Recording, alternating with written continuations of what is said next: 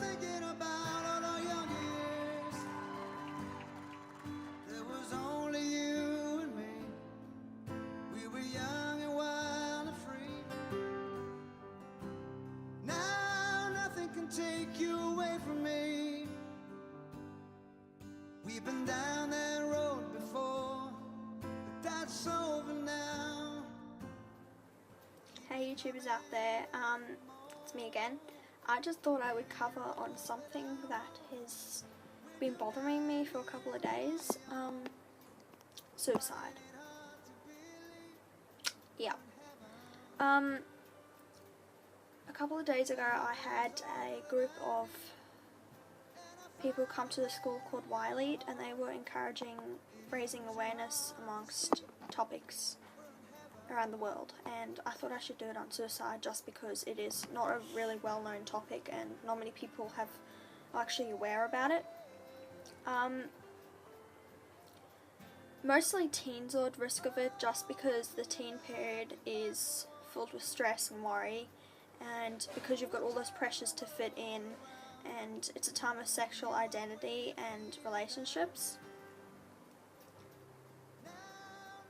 The reasons for suicide are very complex. They're not really well explained. They're rare among younger children. The rate of suicides and suicide attempts increase tremendously during adolescence just because the teenage years are so tough. Enough said. Suicide is the third leading centre of cause of death for 15 to 24-year-olds, which is pretty big, and that's according to the Centre of Disease Control and Prevention, CDC. It is thought that at least 25 attempts are made for every completed suicide. Just think about that for a second. 25 attempts at suicide compared to one actual one. It is huge. Now, I don't know about you, but I was shocked when I found that out. And that's another reason why people should be actually aware about this topic, just because it is so serious. And I think people should know. That's why I'm making this video, for you to guys look at it and actually know. 69% of suicides in America are committed with a gun, and the risk of suicide obviously increases a little bit more than normal if you've actually got access to it, which you kind of think is obvious. The overdose using over-the-counter medication is also an extremely common way. The rates differ between the boys and the girls. The girls think about suicide twice as often as the boys, and they tend to overdose by pills, medication, and cutting. The boys, 4 times more than the girls. They tend to use much more lethal ways, such as firearms, guns, hanging, and jumping off cliffs/bridges. That's pretty serious, which means the boys are actually more at risk than the girls. Now, you might not think that, oh yeah, why would a boy be more at risk? He's supposed to be all manly and carefree. It's not that way. You cannot judge people by how they look. You know, a smile can actually hide a million tears. So just be careful next time you look at someone. They might be hiding loads of things and putting on a happy face. Okay, the teens that are at more risk of suicidal behaviours are the ones with mental health problems such as anxiety, depression, bipolar disorder, insomnia. They're actually at a higher risk for obvious reasons. Also, teens going through major life changes such as parents divorcing, moving countries, moving houses, moving schools, parents leaving home for military forces, and especially those that are bullied. The factors that increase the risk of suicide among teens are psychological disorders, especially depression, because that's when you're sad, and suicide's usually about ending your life because you're not happy with what you have. So depression is one of the main ones. Approximately 95% of suicidal deaths are people with psychological disorders.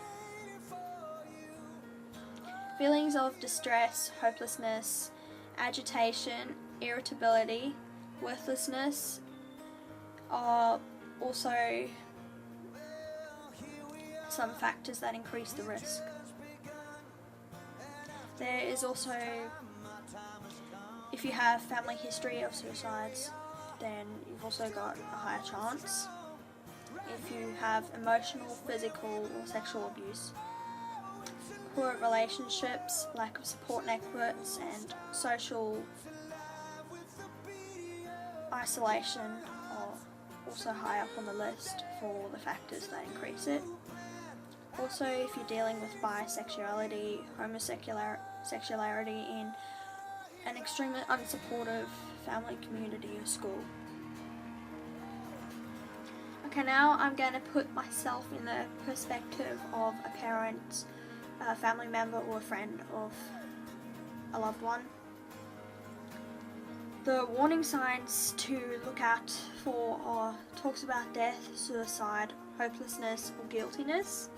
If they seem to be writing poems, songs, or letters about death, separation, or loss. If they lose a desire to take part in their favourite activities or things. If there is noticeable trouble concentrating or thinking clearly. They experience changes in eating or sleeping, which is pretty serious. If they engage in risk-taking behaviours. If they lose interest in school or sports. Now, what can parents do? Parents have got a different perspective on people who are like that. Some adults feel that kids that say they are going to hurt or kill themselves are attention-seeking people. This is not the case, because it is important to realise if teens are ignored when seeking attention, it can actually increase the chance of them harming themselves, or worse, suicide. You need to wait and listen, see what happens. I know it's hard, but you need to do that, because it is pretty much the only way that you can actually see for sure before getting proper help. You need to keep a close eye on the teen who is depressed and withdrawn. Understanding depression in teens is important because it can actually help you through their recovery and being very close to them and build a stronger family.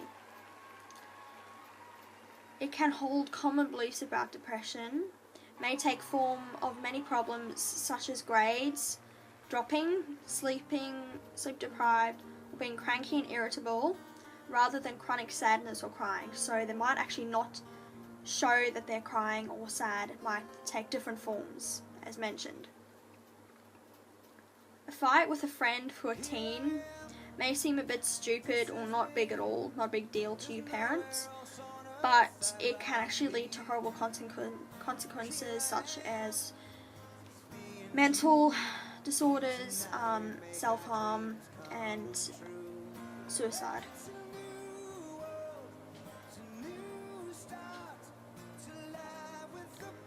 If your teen is not comfortable with spending time with you or speaking about it, get a neutral person, such as another relative that they are close to and feel comfortable with, a coach for some sport, a counsellor at school, or a doctor